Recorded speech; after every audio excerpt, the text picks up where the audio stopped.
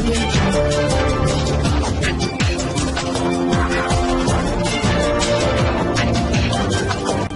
भारत, केवल खबरें और कुछ। नमस्कार, मैं हूं अंजलि। आरपी भारत में आपका स्वागत करती हूँ। आइए नजर डालते हैं आज की किसी खास खबर पर। झरिया अग्नि प्रभावित क्षेत्र में रह रहे लोगों को पुनर्वास के पहले बीसीसीएल प्रबंधक तुगलकी फरमान के बाद कुजामा के परियोजना पदाधिकारी के खिलाफ कुजामा को लेने के लोगों में गुस्सा देखा जा सकता है।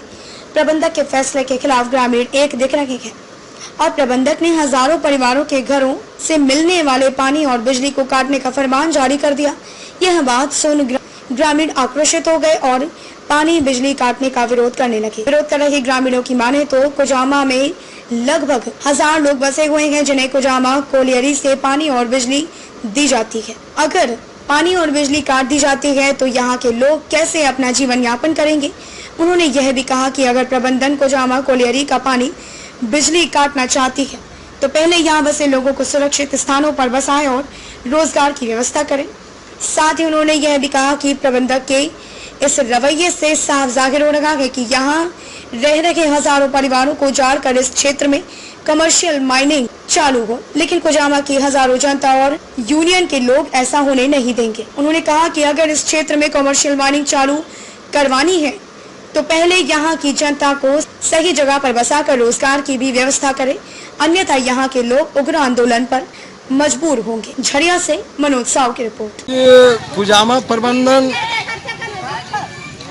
जो परियोजना पदाधिकारी है उसकी आज तुगलक फरमान आई थी कि आज कुजामा का जो बिजली घर है सब स्टेशन और कुजामा का ऑफिस को यहाँ से हटा दिया जाए और उसको लेकर के यहाँ पर जो है कुजामा प्रबंधन अपना आदमी को लेके आया और हटाने के लिए आया और यहाँ की पब्लिक जैसी सुनी यहाँ जुट करके उसका विरोध किया कि हम लोग को जो है जब तक यहाँ से घर नहीं मिलेगा, घर के बाद हमको रोजगार नहीं मिलेगा, तब तक यहाँ न बिजली घर हटेगा न ऑफिस हटेगा। मनसा क्या है?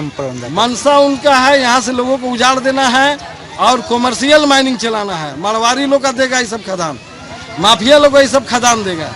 इसलिए बिहार कोयलेरी कामगार यूनियन इसकी कॉमर्शियल माइनिंग और माफियागिरी के खिलाफ में यहाँ की आम जनता को लेकर के तेज आंदोलन करेगी। कितना आदमी है यहाँ पर टोटल?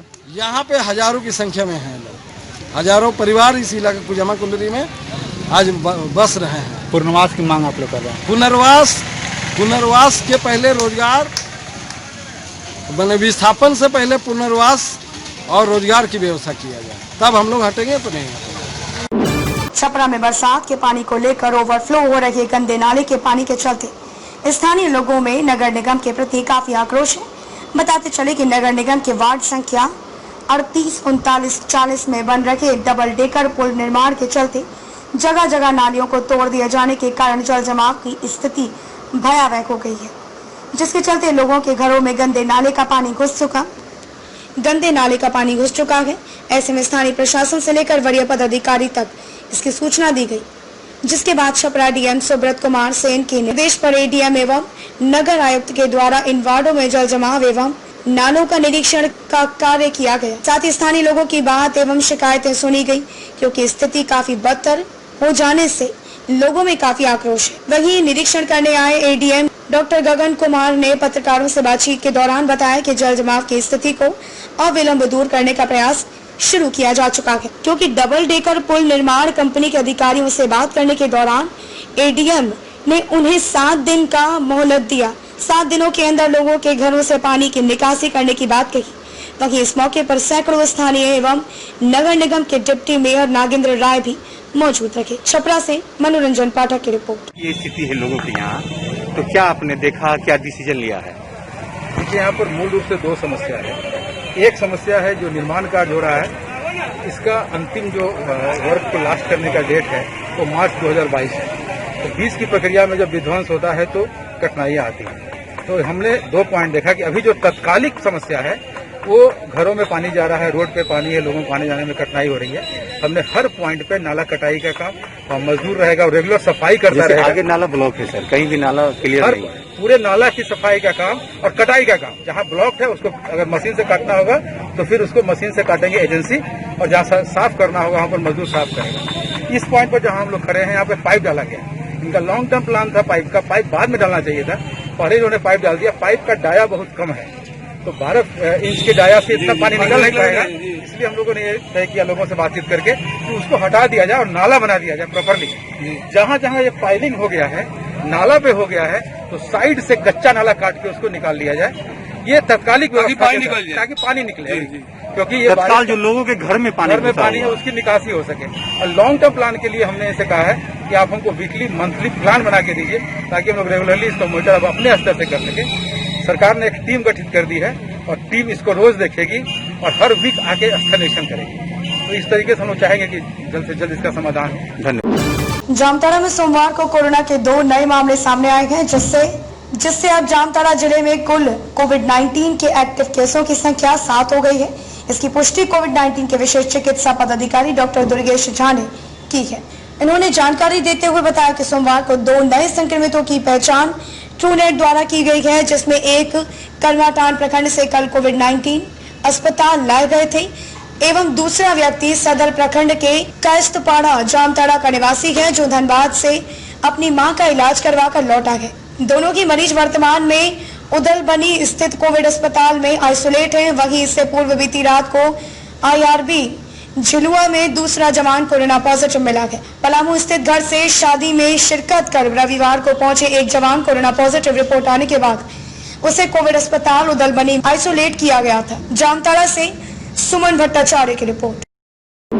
मैं नेशनल ह्यूमन राइट एवं क्राइम कंट्रोल ब्यूरो के प्रखंड अध्यक्ष विकास कुमार के द्वारा अनुमंडल कार्यालय में एक ज्ञापन अनुमंडल पदाधिकारी योगेंद्र प्रसाद को सौंपा।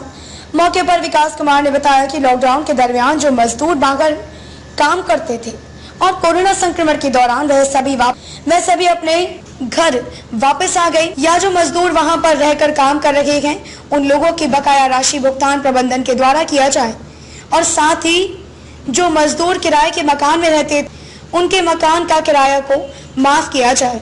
देवघर से इम्तियाज अंसारी की रिपोर्ट। यहाँ पे मानवाधिकार में क्राइम ब्यूरो में हुआ है, तो ये 6 जुलाई को लगभग। तो मुझे यहाँ पर प्रखंड जो है ब्लॉक प्रेसिडेंट के रूप में मनोनीत किया गया है, ब्लॉक मधुपुर। हमने अभी जो ADO साहब को जो ज्ञापन दिया है वो मजदूरों के हित में दिया है कि वो जो 3 महीने जो लॉकडाउन हुआ है उनके विषय में, जो वहाँ पर वो बाहर में रह रहे थे, उनका काम छूट गया था, तो उनकी जो संस्था में जिसमें वो काम करते हैं उनका महीना देने के लिए पहले।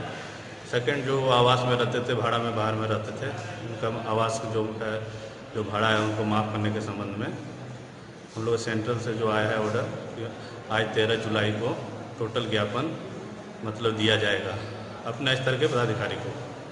इसके बाद अभी हम प्रखंड विकास पदाधिकारी के यहाँ जाएंगे, कार्यपालक पदाधिकारी के यहाँ जाएंगे, विधायक जी के यहाँ जाएंगे। भले ही सरकार प्रखंड क्षेत्र के सुदूरवर्ती गांव को उन्नत गांव का दर्जा देकर गांव के विकास की मंशा पालते हुए कई सारी महत्वाकांक्षी योजना संचालित कर रखे हो, परंतु अधिकारी ढुलमुल नीति के कारण वे सारी योजना धरातल पर सिफर ही नजर आते हैं। ऐसे ही एक उदाहरण मसलिया प्रखंड के अनुसूचित जाति बागुल गांव बीच कोड़ा है। इस गांव को सरकार की ओर से उन्नत गांव का दर्जा तो मिला है, परंतु गांव के लोगों को कई सारी मूलभूत सुविधा नहीं मिल पाई है।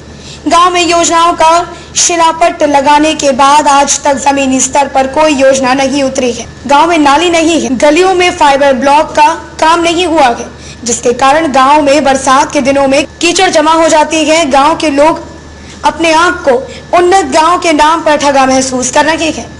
गांव के अधिकतर लोग पलायन कर निर्भर रहते हैं। हालांकि कोरोना काल में प्रवासी मजदूर बनकर वापस गांव लौट आए हैं। गांव में सिर्फ गिने चुने कुछ सोलर स्ट्रीट लाइटें लगी हैं। अधिकतर लोगों के पास राशन कार्ड नहीं है, जबकि प्रखंड में आला अधिकारियों का आना जाना व बैठक भी होती रहती है। मसलिया से ज्योतिर्मय दास की रिपोर्ट। नहीं मिला, ना बाथरूम मिला है और ना ही राशन कार्ड मिला है।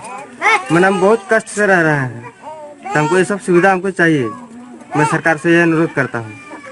जीवन यापन कैसे चल रहा है अभी आपका? अब किसी तरह से खट कमा के चलाते हैं। प्रवासी मजदूर हैं, हम लोग बंगाल में प्रवासी मजदूर है, हम लोग बंगाल में काम करके चलाते हैं अपना, वैसे चलता है। क्या नाम है आपका? मेरा नाम है सूरज दास। आदर्श ग्राम तो हम लोग सुनते थे कि बहुत अच्छा होगा, अमुक होगा, ढेक होगा, लेकिन यहाँ 0 पॉइंट कुछ नहीं। एगो लाइट के सिवा कुछ नहीं है। हम लोग इतना कीचड़ में जो यहाँ फंसे हुए हैं, हम लोग को देखना ही वाला कोई नहीं पर हम लोग कीचड़ में फंसता है और जो गंद करता है, बदबू आता है, बाल बच्चा उसी में घिसटता है और फिर घर जाता है, सबों को बर्बाद करता है। बहुत आदमी जो है अभी भी मरता है। जैसे मान लीजिए कार्ड, राशन कार्ड अभी भी किसी को नहीं मिला है, जिसको मिलना चाहिए उसको नहीं मिला है, देखने वाला कोई नहीं है। तो यहाँ आदर्श ग्राम क्या आदर्श ग्राम, हम लोग कुछ नहीं समझते हैं। आदर्श ग्राम में जितना सुविधा दिया है, एको वो सुविधा हम लोग को नहीं मिला। पूरे ग्रामीण से आप पूछ सकते हैं और सब यही जवाब देगा। जैसे रोड होना चाहिए एकदम फ्रेश, रोड के साथ नाला होना चाहिए, इंदिरा आवास होना चाहिए, और तरह तरह का चीज है, लेकिन कहीं कुछ नहीं है। पेंशन का लाभ जो है, हाँ, पेंशन होना चाहिए, कहीं कुछ नहीं। देखो पानी पीने का मान लीजिए हम लोग को जो यहाँ है इतना सुविधा है, तो आज 2-3 साल से अब सुन रहे हैं जो होगा, लेकिन आज तक हम लोग देखे भी नहीं है कैसे होगा नहीं होगा। आपका नाम क्या है? मेरा नाम राजू प्रसाद दास। मेरा गांव हुआ आस्ताजोड़ा और ये गांव पीएम आदर्श ग्राम के तहत लिया गया है। लेकिन अभी तक जितना आला अधिकारी जो आए हुए हैं वो लोग खाली आते हैं और गांव को देख करके जैसे हो तैसे निकल जाते हैं। अभी तक कोई गांव में आदर्श ग्राम के तहत कोई भी चीज का सुविधा अभी तक नहीं मिला है। हम लोगों का इतना दिक्कत हो रहा है, इतना कीचड़ में रह रहे हैं,